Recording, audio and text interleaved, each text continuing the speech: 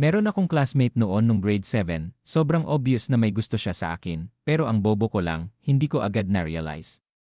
To be honest, siya yung first girl na talagang minahal ko, pero sa sobrang takot ko aminin kasi sikat siya, like one of those popular girls, tapos ako. Well, alam mo na. Isa ako sa mga hindi sikat, yung tipong tahimik lang, hindi napapansin. Pero kahit ganun, lagi kaming nag-uusap, nagte-text, sabay nagre-recess at umuwi, parang may connection talaga. Tuwing uwian, dinadaanan namin yung parang park o playground. One time, sabi niya teka raw at bigla na lang tumakbo sa mga swing. Wala na siyang sinabi pero yung tingin niya sa akin ang nagsasabi na laro tayo. As in, literal na ito ay contact habang papalayo siya. Pero dahil awkward at shy ako, tumayo lang ako doon, mukhang tanga for short. Hindi ko talaga alam kung anong gagawin, tapos maya-maya, bumalik na lang siya at naglakad kami pauwi na parang walang nangyari.